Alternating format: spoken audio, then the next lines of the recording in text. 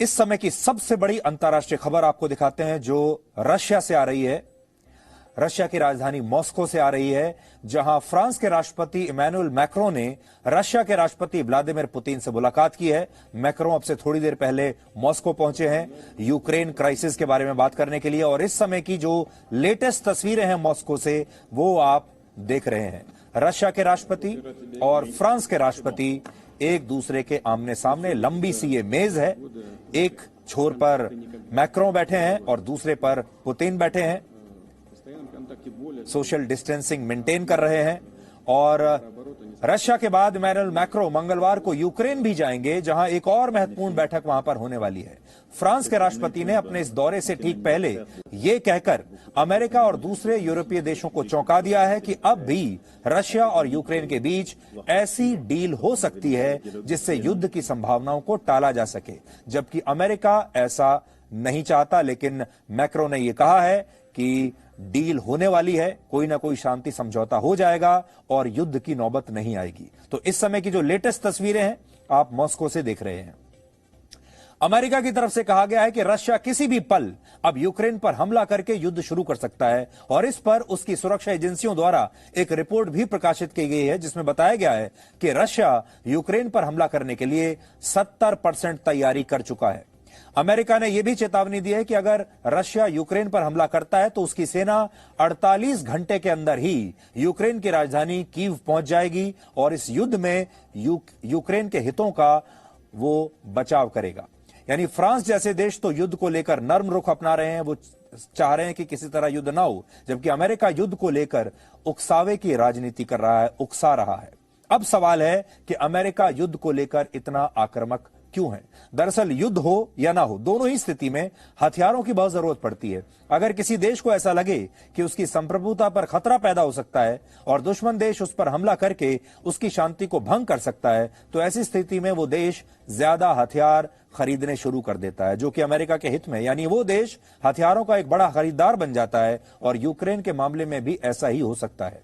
Ukraine सबसे ज्यादा हथियार अमेरिका से ही खरीदता है। ऐसे में युद्ध की आशंका या युद्ध होना, दोनों ही स्थिति में अमेरिका के लिए यह फायदे का सौदा है, और इसीलिए वो इस संघर्ष में एक सक्रिय भूमिका निभा रहा है। अब हम आपको सीधे यूक्रेन की राजधानी कीव लेकर चलेंगे, और कीव में हमारी सहयोगी और हमारे सहयोगी अंतर्राष्ट्रीय चैनल वियोन की एग्जीक्यूटिव एडिटर पलकी शर्मा वहां पर मौजूद हैं, और पलकी से हम सीधे बातचीत करते हैं और जानने की कोशिश करते हैं कि इस समय वहां पर क्या चल रहा है। बल्कि इस समय हम देख रहे हैं कि वहां पर डिप्लोमेसी भी है और डिप्लॉयमेंट भी है, दोनों चीजें चल रही हैं। और खबर अभी लेटेस्ट वहां से ये आई है कि मैक्रों जो हैं वो मॉस्को पहुंच चुके हैं, और मैक्रों और पुतिन के बीच इस समय बातचीत चल रही है। तो आप वहां पर मौजूद हैं, आप क्या हमें बताना चाहेंगे कि इस समय युद्ध की संभावनाएं और बढ़ गई हैं या फिर कम हो रही हैं? जिस तरह का डिप्लॉयमेंट है, कह रहे हैं कि 1945 के बाद इतना बड़ा मिलिट्री डिप्लॉयमेंट यूरोप में नहीं हुआ।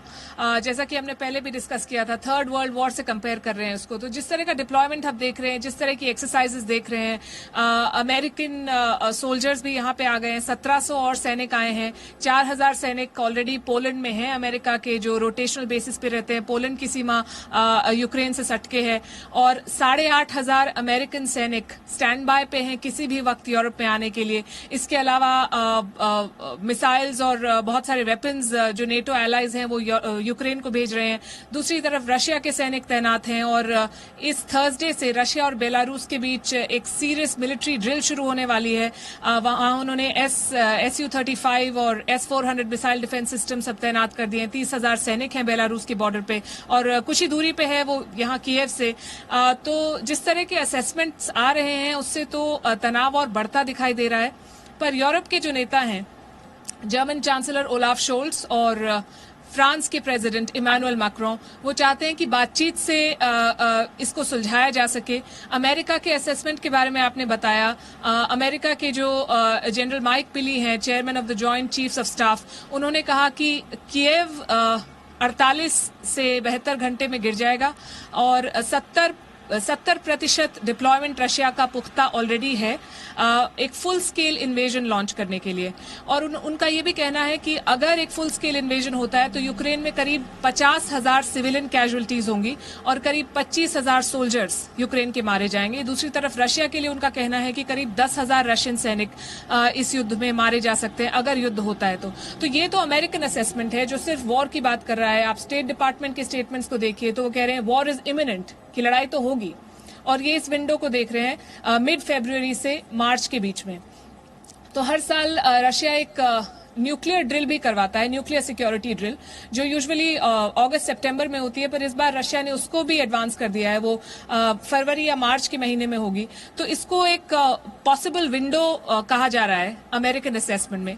पर इमानुएल मैक्रों मॉस्को जाने से पहले उन्होंने बातचीत की, एक अखबार से उन्होंने इंटरव्यू दिया और उस इंटरव्यू में उन्होंने कहा कि ये यूक्रेन की बात नहीं है, ये एक सिक्योरिटी इक्वेशन डिस्कस करने की बात है और रशिया चाहता है कि एक क्लियर रूल्स एस्टैब्लिश किए जाए नेटो को लेके और ईयू को लेके, और वो चाहते हैं कि बातचीत से इसका हल निकाला जा सके। आपने बताया कि अभी मैक्रों और पुतिन की बातचीत जारी है, पर इस बातचीत से पहले मॉस्को से भी एक स्टेटमेंट आया था आज दिन में और उन्होंने कहा कि एक मीटिंग से इतना कॉम्प्लिकेटेड मुद्दा जो है वो सुलझाया नहीं जा सकता, वो चेंज नहीं हो सकता। तो बल्कि आपकी बातों से तो ये लग रहा है कि इस समय आप दुनिया की सबसे खतरनाक जगह पर खड़ी हुई हैं और युद्ध कभी भी हो सकता है। और जो आप बता रही हैं कि युद्ध अगर हुआ तो इतने सारे लोग मारे जाएंगे, तो ये तो वाकई में आप एक ऐसे फ्लैश पॉइंट पर खड़ी हुई हैं जहां पर कुछ भी हो सकता है। आपका अपना असेसमेंट ग्राउंड पर, क्योंकि आप वहां खुद मौजूद हैं, आप हमारे दर्शकों को बताइए कि आपका खुद का असेसमेंट आपको क्या लग रहा है। और इसमें अलग अलग पार्टीज हैं, यूक्रेन के लोग कुछ और चाहते हैं, रशिया कुछ और चाहता है, अमेरिका कुछ और चाहता है और शायद जो फ्रांस जैसे देश हैं वो कुछ और चाहते हैं।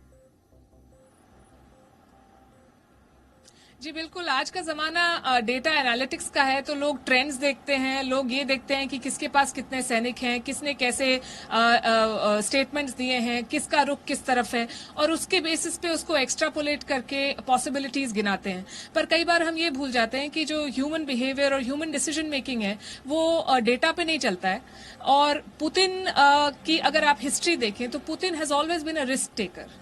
तो इसलिए वेस्ट चिंतित है, इसलिए अमेरिका चिंतित है, इसलिए यूक्रेन भी चिंतित है। हालांकि यूक्रेन की सरकार ने आज एक स्टेटमेंट दिया कि उनके शब्द थे एपोकलिप्टिक प्रेडिक्शंस, यानी कि जो इस तरह के प्रेडिक्शंस हैं कि अब वॉर हो जाएगा, 50,000 लोग मर जाएंगे, ये सब बेसलेस हैं और इन पे विश्वास नहीं करना चाहिए। तो एक तरह से वो अपने लोगों को और अपने ट्रूप्स को मोराल बूस्ट कर रहे थे। इसी तरह उनके जो एलाइज हैं वो भी मोराल बूस्ट कर रहे हैं, पर मोराल से मिसाइल्स नहीं चलती और मोराल से जंग सिर्फ मोराल से नहीं जीती जा सकती। तो सारे असेसमेंट्स ये हैं कि अगर रशिया हमला करता है तो Ukraine is no match for it. Ukraine will be overwhelmed within hours and there are no two ways about it. चाहे कितने भी आर्म्स यूक्रेन के साथ ही भेजें, और रशिया के पास इस वक्त सारे ऑप्शंस ओपन हैं। पुतिन की सेना इस लेवल पे तैयार है कि वो अगर एक शॉर्ट इंकर्जन चाहे कुछ दिनों का, जैसा कि उन्होंने 2008 में रशिया ने जॉर्जिया पे हमला किया, 4 दिन का हमला था, 2 प्रोविंसेस को उन्होंने निकाल लिया और फिर हमला खत्म कर दिया। क्राइमिया ले लिया था 2014 में। So he is a very unpredictable leader, और ये कहना बहुत मुश्किल है कि वो किस तरफ जाएंगे, पर टेंशन वाकई बहुत ज्यादा है और इस वक्त इसको आप लाइटली नहीं ले सकते। जब 1.5 लाख सैनिकों का जब डिप्लॉयमेंट होता है, जब ब्लड बैंक्स होते हैं, मिलिट्री हॉस्पिटल्स इस्टेब्लिश किए जाते हैं, तो it's no mean feat. Presenting V News app, available on Google Play and App Store. Download it now.